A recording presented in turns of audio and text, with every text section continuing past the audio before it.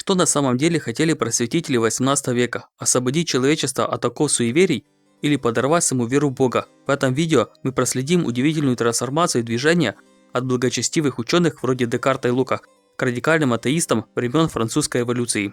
Сам термин просвещения подразумевал выход из тьмы невежества и суеверий к свету разума, науки и знаний.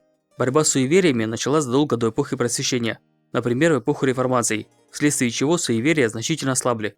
Этот процесс не был чем-то новым или революционным, а представлял собой продолжение этих более ранних усилий по очищению от ненадлежащих обычаев и верований. При этом для просветителей в основном было более типично отстаивать очищенную религию, чем полная позиция веры в Бога. Предтеча просвещения Декарт был глубоко религиозным человеком и надеялся, что его философские изыскания принесут пользу богословам. Один из первых просветителей, Джон Лок, в 1695 году опубликовал трактат «Разумность христианства», в котором заявил, что христианство – самое разумное из всех существующих религий. Он выступал против фанатизма и отстаивал веротерпимость. Научные открытия, совершенные в эпоху просвещения, оказали огромное влияние на общество и придали весу их утверждениям. В это время Солнечная система была по-настоящему открыта, с точным расчетом орбит и массы Солнца, с использованием теории всемирного тяготения Ньютона. Джон Толнат, лорд Шефсбери и другие считали, что христианство не является мистическим, но может быть доказано рассудком, а то, что не может быть доказано рассудком, должно отвергаться. Первое поколение деятелей просвещения в значительной степени состояло из представителей духовенства. Например, в Польше священники составляли до 40% ведущих мыслителей и активистов того времени. Это явление часто называют католическим просвещением. Кроме того, существовало и протестантское просвещение, которое развивалось в странах с протестантской традицией. Не забудьте подписаться, пишите комментарии, ставьте лайки.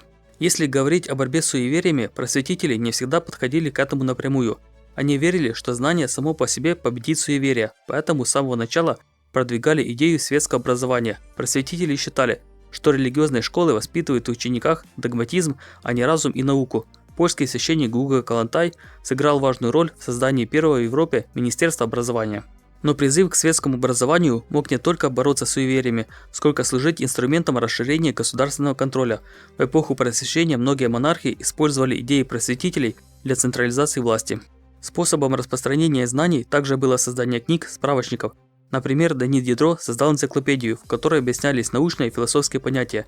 Истинной целью Дидро и других авторов была борьба с религиозными традициями и невежеством. Продвигается идея, что только знание позволяет человеку не подчиняться слепо авторитетам в лице короля, религии или армии. Отдельные просветители также занимались прямо борьбой с конкретными суевериями. Например, Пьер Бейль развенчал представление о том, что кометы предвещают катастрофу. Бенджамин Франклин в 1752 году провел знаменитый эксперимент с воздушным змеем, чтобы доказать, что молния является электрическим явлением, а не проявлением гнева Божьего. Развитие химии как науки опровергло множество алхимических суеверий.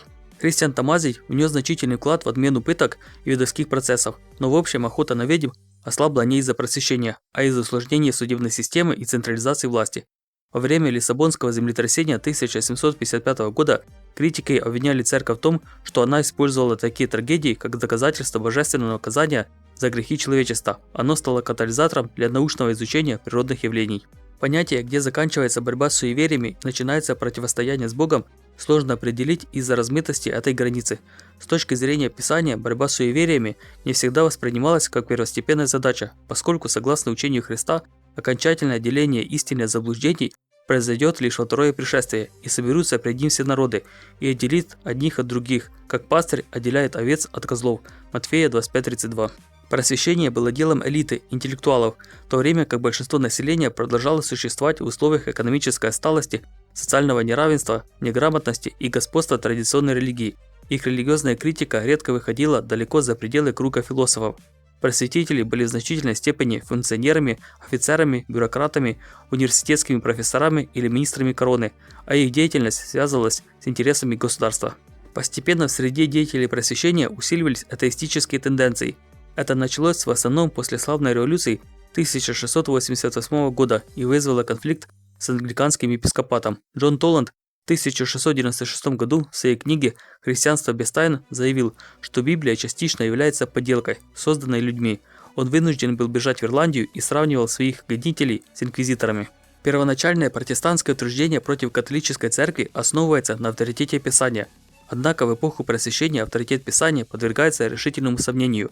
Развитие естественных наук делает принятие буквальной версии Библии все более несостоятельным. Такие авторы, как Спиноза, предлагают способы толкования Священного Писания в соответствии с его духом, а не буквой.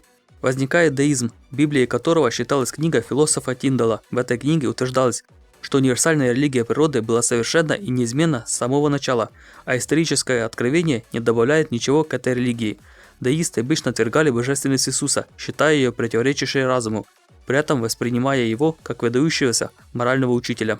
Вольтер переносит деизм во Францию. В еврейском просвещении Моисей Мендельсон, Маркус Герц и другие боролись за отделение религии от государства и в то же время за интеграцию еврейских граждан в немецкое общество.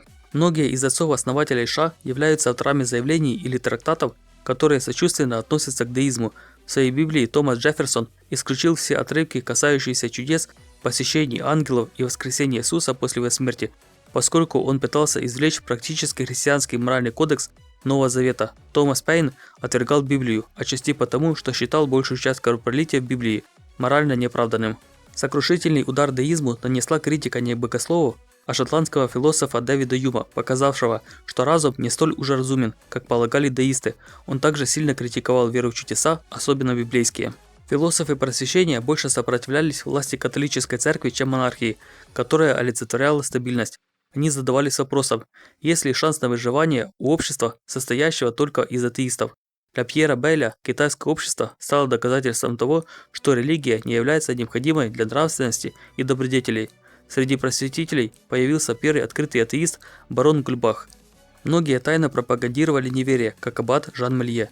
Вольтер отверг радикальные атеистические выводы, защищая деизм. Он был противником любого фанатизма. Наблюдая за гонениями на французских протестантов Людовика XIV, он посчитал их аморальными и навсегда запятнавшими короля солнца. Вольтер принял взгляды Лока на веротерпимость и посвятил свои труды их пропаганде. Идеи Жан-Жака Руссо развили взгляды Вольтера и сыграли важную роль в подъеме контрпросвещения и романтизма, защищая религию как духовную и моральную основу общества. Со временем просветители сами стали источником многих заблуждений. Некоторые сводили Иисуса к идее солнечного мифа. Франц Антон Месмер создал лженауку месмеризм. Она утверждала, что существует особая сила или животный магнетизм, способный влиять на здоровье людей. Эммануэль Сведенборг утверждал, что получил доступ к небесным сферам и общался с ангелами и духами, создав свою религию. Появились тайные общества, такие как масонство, разнокрейцеры и иллюминаты, которые считали Бога светским архитектором Вселенной и осуждали религию как вульгарное суеверие. Иезуиты, традиционно выступающие за права церкви и папства, оказались под ударом яростной критики просвещения. Обсуждалась чрезмерная роль религиозных орденов в университетах и их монополия на общее образование, из-за которой лучшие таланты направлялись на церковную карьеру, а не на практические науки. Папа Климент XIV под давлением католических монархов и просветителей официально издал папскую буллу, которая распустила орден иезуитов по всему миру. Политическим результатом просвещения стала французская революция. Ее жестокие крайности, особенно во время правления террора, подпитывали серьезную реакцию против просветителей. Контрреволюционные консерваторы, такие как ирландский политик Эдмунд Бёрк, французский иезуит Агюстен Баруэль и другие, утверждали тесную связь между просвещением и французской революцией. Бёрк критиковал просветителей за антицерковную позицию и пренебрежение традициями, считая, что такие идеи могут привести к разрушению социальных и моральных устоев. Таким образом, первые просветители искренне стремились очистить веру от наслоений, предрассудков, суеверий и злоупотреблений, но запущенный ими процесс постепенно вышел за изначальные рамки.